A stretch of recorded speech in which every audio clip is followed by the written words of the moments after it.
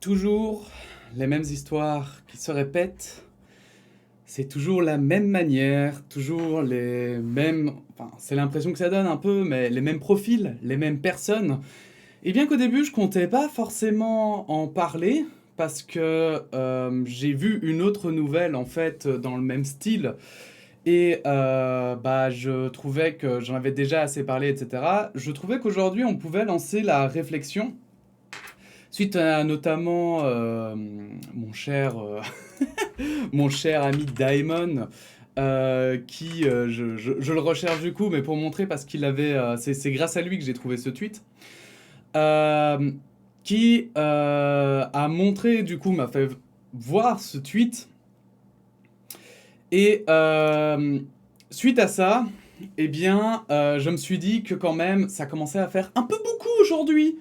Et qu'il fallait donc, du coup, avoir une réflexion autour, justement, des institutions publiques, policières, justement, une réflexion un peu plus large que juste la police, c'est des méchants, ou la justice, ce sont des méchants. Mais parce que, en fait, on reproche des choses à ces institutions, et rien ne change. Et j'ai l'impression que justement, c'est le fait que rien ne change qui fait que les gens aussi s'extrémisent énormément dans leur manière de penser, dans leur manière aussi d'agir. Et on va voir ça tout de suite. Je vais vous expliciter ma pensée après. Donc, suite au tweet, je disais, de Diamond, qui dit sans vouloir jeter la pierre à une institution ou à une autre, police ou justice, faut quand même admettre que c'est une honte que ce torche merde soit encore dehors, non. Moi, évidemment, je lis ça. Ça m'intrigue. Ça m'intrigue. Donc je vais voir le tweet en question et là-dessus c'est Manonolita qui est une streameuse Twitch qui dit un hashtag Protect Manonolita a été lancé par des amis sur Insta. 8 mois après sa potentielle identification, un suspect n'a toujours pas été auditionné et habite à quelques minutes de chez moi. Partagez et utilisez cet hashtag au max s'il vous plaît. Donc, on a affaire à quelqu'un qui se voit menacé, et vous allez voir, on va le lire, à une fille qui est menacée par quelqu'un qui habite près de chez elle, en tout cas c'est le suspect. Mais pourquoi est-ce qu'il en est encore au terme de suspect? Parce que il n'a pas été auditionné, donc ça veut dire qu'on n'a même pas été prendre sa version des faits, et pourtant elle a plein de screens de ce qui se passe. Donc là, le premier c'est des appels, des appels, ce qu'on appelle du harcèlement, bien sûr. Le second, vous allez voir, c'est assez violent. Euh, Là-dessus, donc, il lui dit, comme ça, puisqu'elle ne répond pas, je suppose, et ça fait 8 mois que ça dure, visiblement. Je suis un putain de malade, sale pute, tu le comprendras ça ou pas, bordel de merde, je te dis que t'es rien, espèce de vieille traînée, tu vaux moins qu'une serpillière usagée remplie de foutre, espèce de sale petite connasse. Même si tu crois que je m'arrête, c'est juste pour te rendre encore plus dingo, c'est que je prépare un sale coup, tu comprends? Donc, littéralement, je veux dire, il la menace, quoi. Et je veux dire, je m'arrête au milieu parce que, globalement, c'est tout ce qu'il dit, hein. Il n'y a rien de plus intéressant. Je suppose que c'est un mec qu'elle a rejeté hein, d'une manière ou d'une autre, ou un mec qui est venu juste lui dire oh, t'es bonne. Bon, bref, ça doit être un truc du style, quoi. Et what the fuck? Il ne fait. Enfin, je vous laisserai lire la suite, mais vraiment, il la menace physiquement. Et pour preuve de ces menaces, il a même envoyé cette dernière photo de lui, donc avec une arme. J'espère, et je crois que tout le monde espère qu'elle est fausse.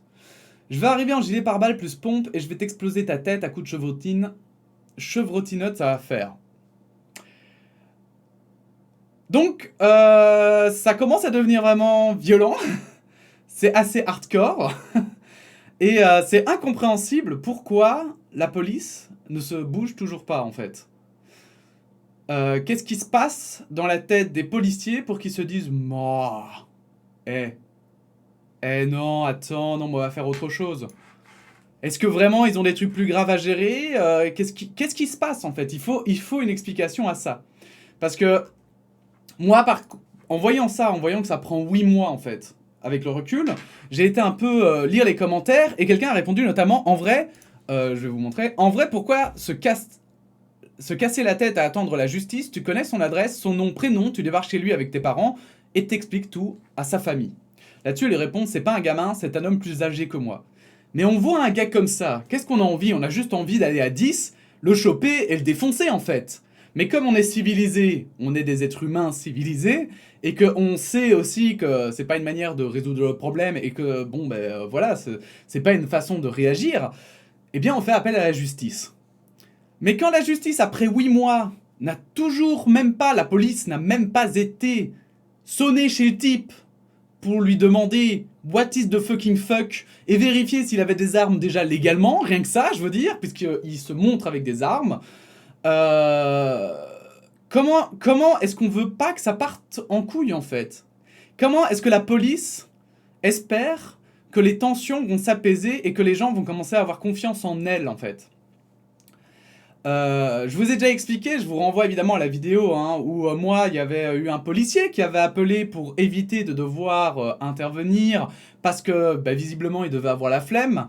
Et ce genre de choses arrive beaucoup trop souvent en France.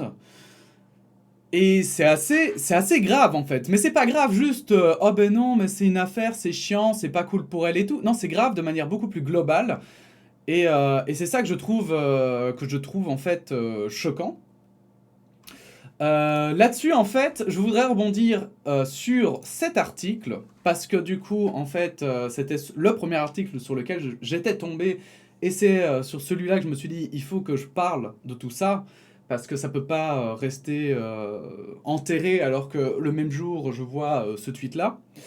Donc, là-dessus, il y a aussi eu un hashtag soutien à Maëlys, une Française giflée pour avoir allaité son bébé en public, les marques de soutien se multiplient.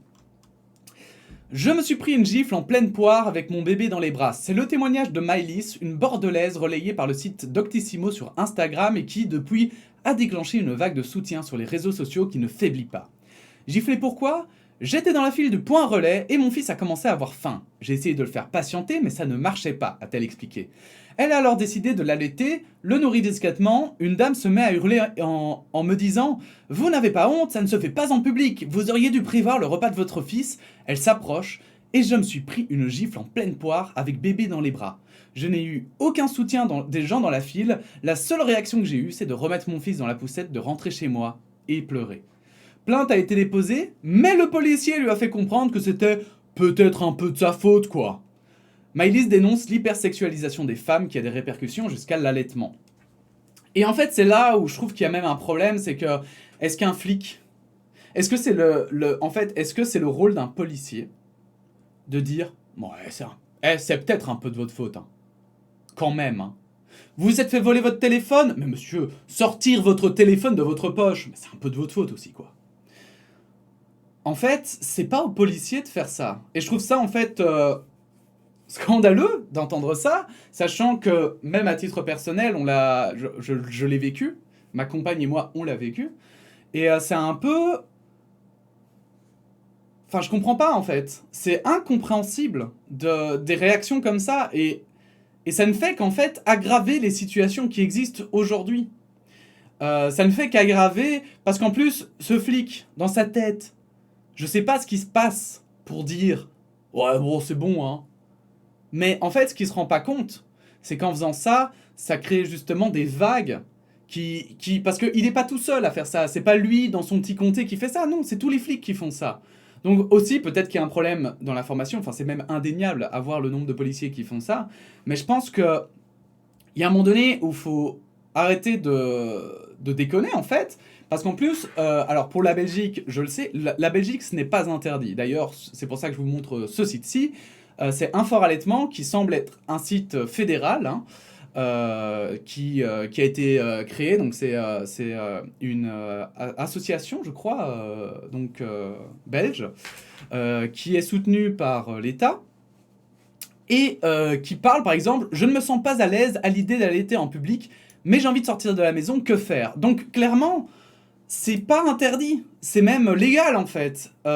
Et j'avais vu, j'ai pas retrouvé l'article en question, ça me fait trop chier, mais moi j'étais même tombé sur un article où il disait que c'était légal en public, c'était même protégé avec une loi antidiscrimination en Belgique, et que même l'employeur est obligé de laisser la possibilité à une femme qui doit allaiter, à une de ses employées qui doit allaiter, d'allaiter en fait. Il est obligé, et j'avais même vu qu'il fallait, mais ça je sais pas si c'est totalement vrai, puisque j'ai plus l'article, je peux plus le vérifier, mais qu'il fallait carrément un emplacement, un endroit pour les femmes enceintes en fait, pour qu'elles puissent allaiter quoi.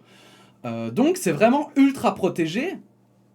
Et c'est assez étonnant qu'il y ait encore comme ça des gens, mais je dis des gens parce que même ce policier, le fait de dire que, de protéger comme ça de la violence, parce que même c'est de la violence physique, hein, c'est pas une vieille qui s'est juste plainte en fait, qui a dit oh ça se fait pas machin et qui a ouvert un débat, non, elle l'a giflé, elle l'a agressé, et on a un policier qui justifie une agression.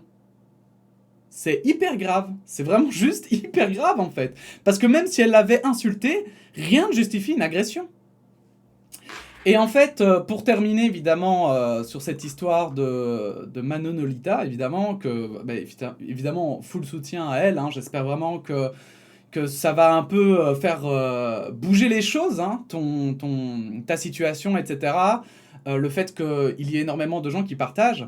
Mais en plus, ce que je trouve hyper grave, c'est que, regardez, donc je vous montre, voilà, je vais vite faire revenir dessus, parce que j'avoue que c'est assez interpellant, en fait. C'est que la dernière fois, donc c'était hier ou avant-hier, on a parlé, ici sur cette chaîne, je vous mettrai la vidéo en lien, mais on a parlé notamment, ici, voilà, diffuser des conversations privées. On en a discuté. Et du coup, si vous avez vu la vidéo, vous savez que normalement, ça, par exemple, hein, ça, elle peut pas faire, normalement. Ça, normalement, elle peut pas faire. Normalement, en théorie, hein, dans la loi, lui, il peut se retourner contre elle, quoi. Et bon, voilà, j'espère que l'agresseur ne va jamais avoir cette idée de merde, parce que vraiment, c'est une idée de merde, et qu'en plus, il est même pas sûr de gagner quand même, hein, faut quand même le dire, hein, puisque, bon, un peu violent, et on peut considérer que c'est de l'utilité publique, etc. Et heureusement qu'il y a des juges, justement, pour pas suivre les lois juste à la lettre et aveuglément. Mais si on réfléchit, en fait, un petit peu à la logique, c'est exactement ce que je disais, c'est... au moment où il fait tout ça, en fait, et que la police réagit pas, comment voulez-vous qu'on puisse suivre la loi, strictement comme elle est écrite? C'est hyper compliqué, hyper difficile. Et du coup, en fait, les gens, ils vont commencer à de moins en moins suivre la loi à partir du moment où elle sera de moins en moins bien appliquée. À partir du moment où on respectera de moins en moins leur possibilité, par exemple, de porter plainte et le suivi des plaintes. Donc, je trouve qu'en fait, ce hashtag et cette réflexion, hein, en fait, quand Daimon, et là c'est plus une opinion personnelle, mais quand Daimon dit sans vouloir jeter la pierre à une institution ou à une autre, police ou justice, mais si en fait, il faut jeter la pierre parce qu'il y a un problème. Alors ça ne veut pas forcément dire qu'on vise une personne en particulier, bien sûr.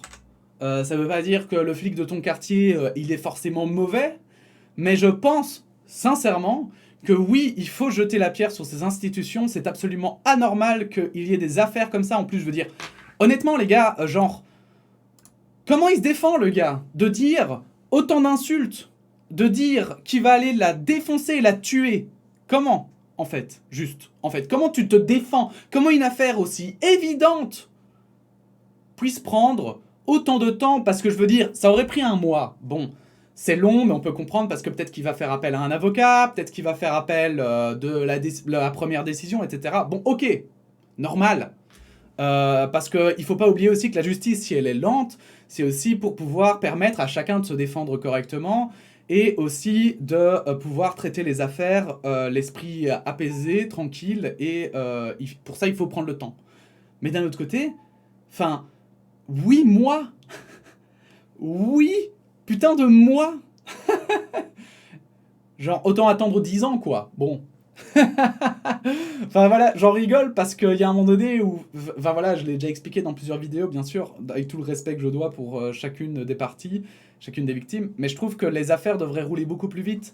Et ce genre d'affaires où tout à coup, en fait, qu'est-ce qu'il faudrait? En fait, il faudrait juste éventuellement un juge, 2 avocats, même pas, Et en fait, l'affaire, elle est pliée. Parce que là, je suis désolé, mais même si on lui met pas des peines super graves, il y a au moins des insultes, il y a au moins des menaces de mort. Donc ça pénalement, c'est punissable, quoi. Et, euh, et il faut au moins qu'il aille voir un psy, ce mec. Clairement, quoi. Il faut au moins l'obliger à aller consulter. Et encore une fois, je le répète à chaque fois, mais c'est pas une insulte de dire d'aller voir un psy. Pas du tout. C'est que clairement, ce mec, il a un problème dans sa tête. Même s'il le fait que sur Internet, même si il le fait avec personne d'autre, même si c'est exceptionnel et il sait pas pourquoi il a fait ça, raison de plus, en fait.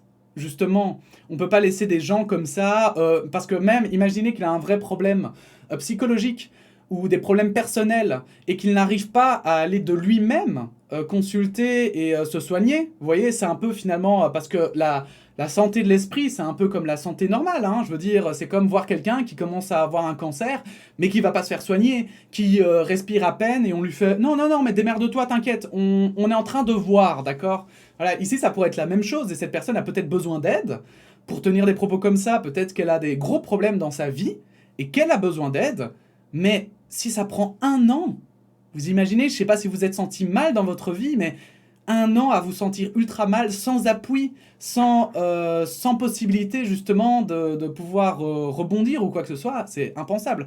Donc, pour toutes les parties, hein, mais aussi parce que je parle, en plus, je parle voilà, de l'agresseur, hein, mais je veux dire, bon, c'est parce que ça me semble tellement évident, mais Manonolita, pardon, évidemment que évidemment qu'on pense à elle et qu'elle aussi subit ça aussi. En plus de ça, pendant 1 an, ça lui fait une pression psychologique et puis de la peur puisqu'il habite tout près de chez elle. Bref, je pense vraiment que cette affaire dépasse un petit peu juste que le drama, le scandale, les scandales habituels, les RT parce que on veut faire joli, on veut faire machin. Pour moi, la réflexion est beaucoup plus large et, euh, et ça montre un énorme problème dans la. Mais est-ce que je dirais dans la société? Non, pas dans la société justement, dans les institutions, parce que la preuve, il y a quand même, voilà, elle a combien de followers? Elle a 20 000 abonnés. Elle a quand même 1688 retweets et 2500 j'aime en 4 heures, j'ai vu. C'est ça. Donc, enfin, je veux dire, enfin, son tweet est relayé. Donc, ça montre quand même qu'il y a une grande partie des gens qui la soutiennent. Donc, moi, pour moi, c'est pas un problème de société, c'est vraiment un problème institutionnel. Et il faut y mettre fin, quoi. Donc soutien à tous ceux qui en ont besoin, déjà. Et puis voilà, c'était une petite vidéo comme ça, mais je trouvais que ça méritait un petit peu la parenthèse. Et puis sinon, ben, on se dit à bientôt pour de nouvelles actus qui, j'espère, seront un peu plus positives, un peu plus optimistes. Voilà. Merci à tous, à bientôt, et puis la bise. Hein.